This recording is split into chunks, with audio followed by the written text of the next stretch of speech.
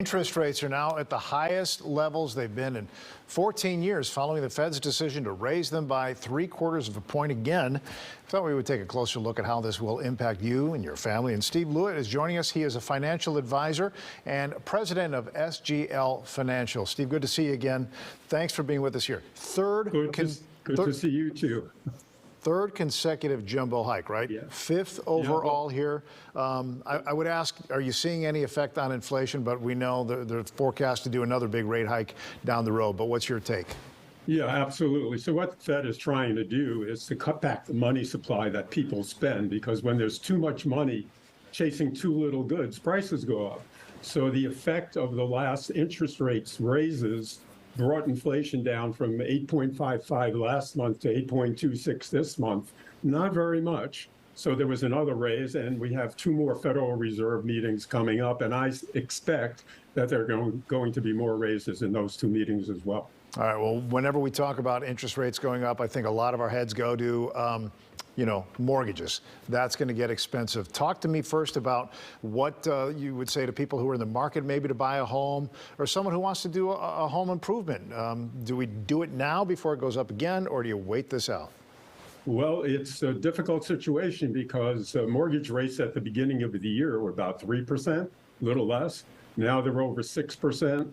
What's happening is the effect, the ripple effect into the housing market.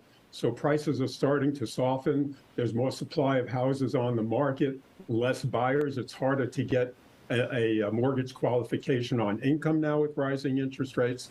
So, it's a tough call. If you expect interest rates to keep going up as I do, then perhaps it's better to take advantage of where they are today rather than waiting another 6 months and hope that they're going to come down.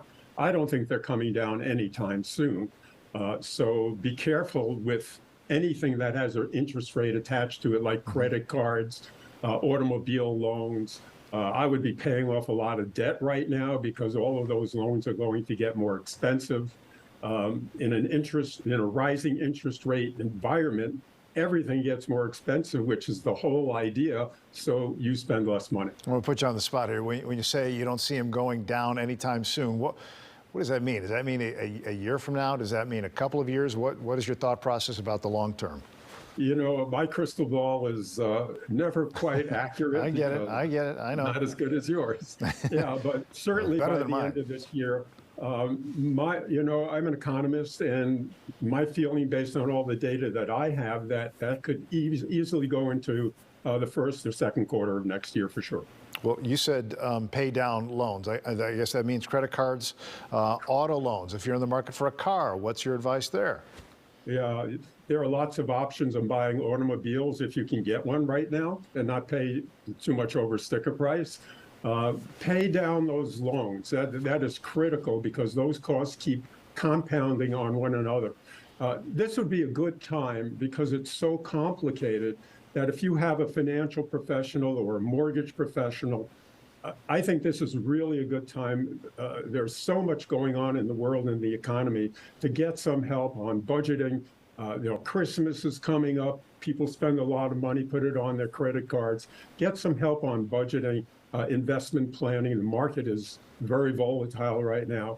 To make sure you don't make a decision emotionally that is not going to be very good for you. Yeah, market's down today, market's down yesterday when the news broke here. You talk about budgeting here.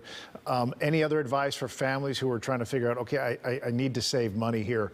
What is the best advice? I see a lot of bank commercials advertising their ways of saving money, but what do you say?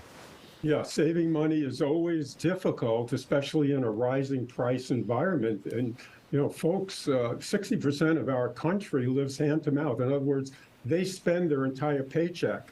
So it's really hard to save money. It requires, I always say, save a little bit. If you can't save a lot, save a little bit. If you can't save a little bit, save a little less, but save something and get into the habit of saving. And the folks that get into this habit of saving, it always gets better and better. A little bit means a lot when it comes to consumer debt. All right, let's end on that positive note. Steve Lewitt with SGL Financial. Good to see you again. Thanks a lot. Thank you. Thank you for having me. All right.